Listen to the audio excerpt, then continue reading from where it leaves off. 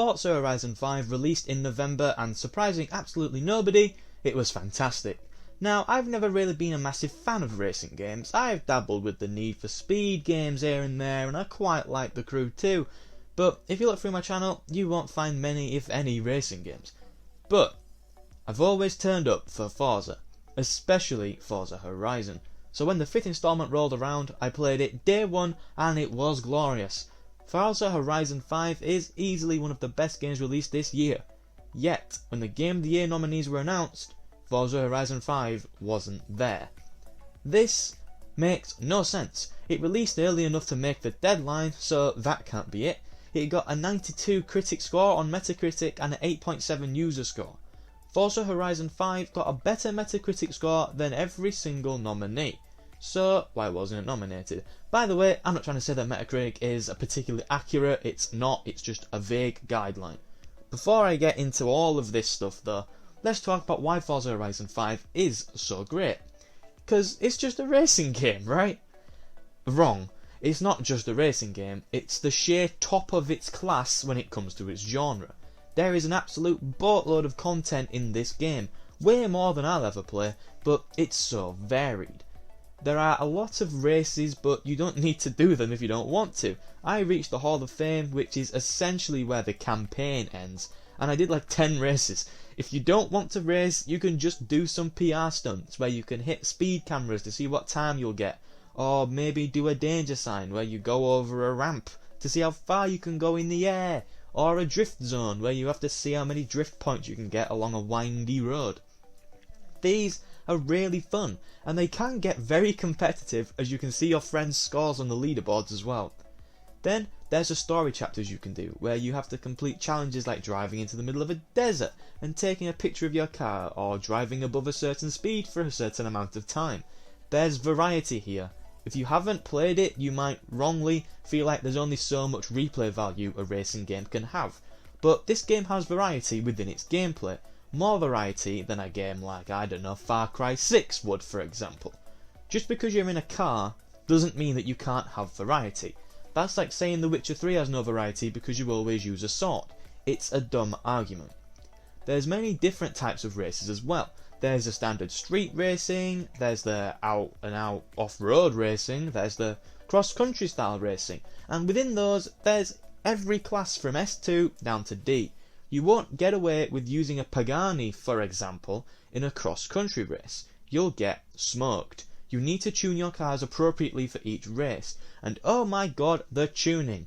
The options here for the tuning in this game are insane. It's so much deeper than someone as dumb as me could ever handle, so I just download tunings created by other people.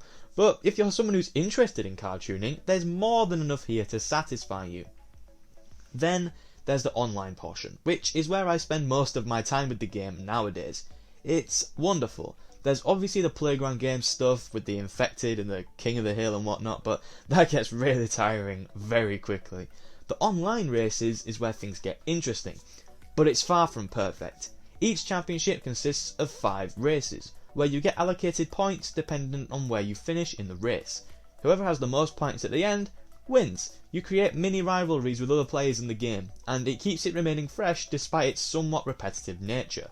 In order to prevent players from trolling and to ensure players race properly, they've implemented some countermeasures that almost completely ruin the experience due to their lack of consistency.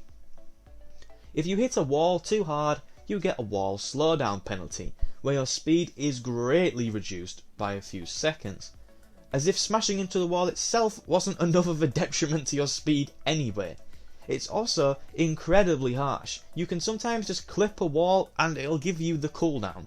Yet sometimes you could hit the wall even harder and you won't get the cooldown. It's a hilarious lack of consistency. And then sometimes it'll give you the cooldown without even telling you, but you can tell that you're cooled down because your car won't go over 40 miles an hour. Then there's the high speed collision, which makes cars ghost if a high speed collision is about to occur. I know this is there to stop players from ramming other players, but it doesn't work. There are still so many instances where other players are allowed to just barge clean into you and send you flying off course or into a wall, and then sometimes a player will overtake you whilst going straight through you because of the high speed collision. At times it makes it feel like a glorified time trial mode. There is a shocking lack of consistency. I get that they want players to actually race one another and not just barge into each other like animals, but this is an online mode where you barely interact with other people. But now, with my little grievances about the online mode out of the way, it's time to talk about why this game was snubbed. Let's take a look at the games that did make the cut. Metroid Dread and Resident Evil Village are the only games there I didn't play, so I can't comment on those, but let's go through the others. Forza Horizon 5 is better than Deathloop. I liked Deathloop, but Forza is better. Forza Horizon 5 is better than It Takes Two. I liked It Takes Two, but Forza is better. Forza is better than Psychonauts 2. I liked Psychonauts 2, but Forza is better. I personally feel like Ratchet & Clank Rift Apart is better than Forza Horizon 5, but even still, that's at least 3 games that Forza should be there instead of. So why didn't it make it?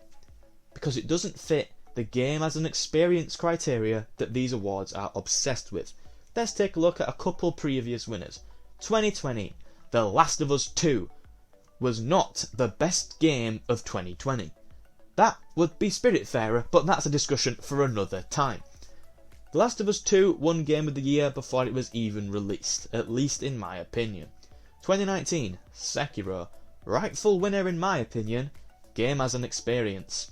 2018, God of War, phenomenal game as an experience. 2017, Zelda Breath of the Wild. Notice the pattern here, it's all third-person action-adventure games, and before you point out that games like Hades and Celeste have been nominated in the past, that's just to fill the token indie game slot. As much as they may deserve to be there, they are never going to win. Forza Horizon 5 is one of the best games to release in 2021, and its omission from the Game of the Year nominations has exposed the Game Awards for what they really are. An overhyped E3, a popularity contest where the winner is decided before the voting even opens. Last of Us 2 was not the best game to release in 2020. Spiritfarer was better. Ori and the Will of the Wisps was better. Ghost of Tsushima was better. With the 2021 awards, they have shown themselves up as an organisation who try to limit creativity. If you're not making a third-person action-adventure game, then there's no point in turning up. Forza Horizon 5 is arguably the greatest racing game out there, yet it never stood a chance. Forza Horizon 5 will go down as one of the biggest Game Awards snubs of all time, and eventually, maybe not right now, but eventually, the rest of the public will see through this sham of an awards show. Thank you for making it to the end of this video. I hope that you did enjoy it. If you did, then please make sure to leave a like, as it would be greatly appreciated by me. And if you want to see more fantastic gaming videos just like this one, then make sure to subscribe, because I upload every single Friday. Have a nice day, and goodbye.